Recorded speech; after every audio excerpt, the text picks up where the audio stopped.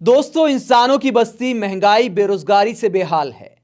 संसद में शेर चीता कुत्ते चूहे पर बवाल है। हमारे देश की सियासत भी कमाल है। हर रोज किसी का अपमान हो जाता है। पब्लिक को बेवकूफ बनाने की गजब चाल है। कांग्रेस के अध्यक्ष मल्लिकार्जुन खड़गे के शेर चूहा और कुत्ते वाले बयान पर बवाल मच गया है और बीजेपी सरकार के मंत्री आरोप लगा रहे हैं कि मल्लिकार्जुन खड़गे ने पीएम नरेंद्र मोदी का अपमान किया है। बीजेपी नेताओं को मल्लिकार्जुन खड़गे के कुत्ते वाले बयान पर अगर दिक्कत है तो पीएम मोदी का कुत्ते के बच्चे वाला बयान भी जरूर सुनना चाहिए, जो आगे वीडियो में हम आपको सुनाएंगे। पहले मल्लिकार्जुन खड़गे के बयान पर बात करते हैं।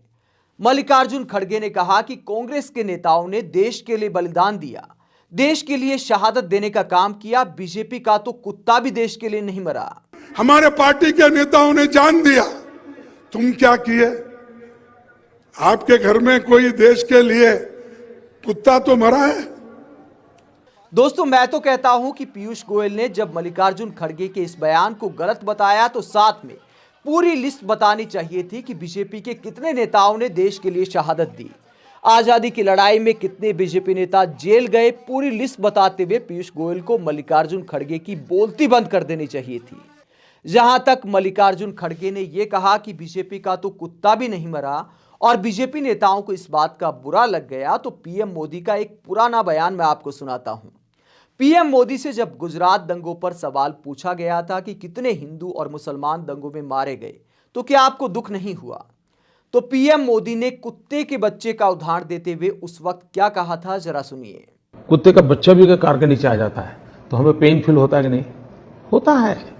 तो पीएम मोदी दंगों में मारे गए इंसानों पर जब जवाब देते हुए कुत्ते के बच्चे का उदाहरण दे सकते हैं, तो मल्लिकार्जुन खड़गे ने भी ऐसा ही किया है। दोस्तों, बीजेपी नेता यह भी आरोप लगा रहे हैं कि पीएम मोदी को चूहा बताकर मल्लिकार्जुन खड़गे ने उनका अपमान किया है।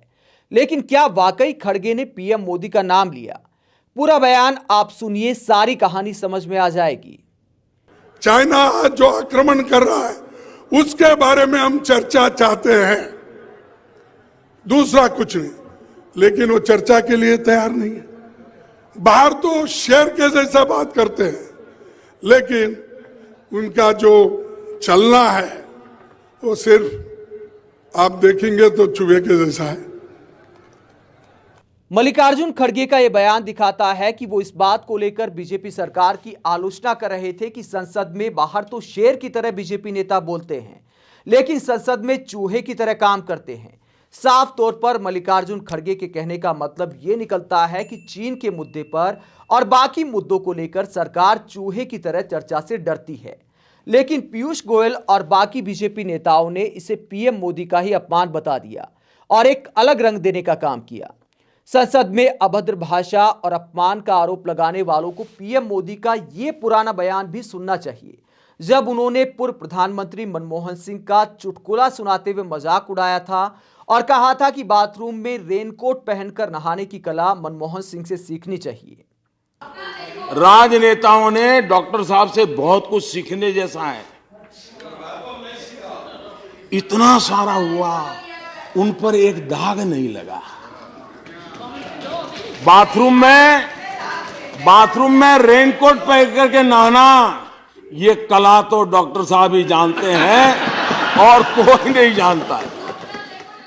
दोस्तों, अपमान की सियासत में मुझे तो ऐसा भी लगता है कि पीएम नरेंद्र मोदी और बीजेपी के नेता आजकल कबूतर और चूहे का खूब अपमान करते हैं। पीएम मोदी आजकल हर भाषण में बोलते हैं कि पहले के जमाने में कबूतर छोड़े जाते थे और आजकल चीते छोड़े जाते हैं। और देश बदल रहा है जी। एक समय था हम कबूतर उड़ा छोड़ते थे, आज चीता छोड़ते हैं।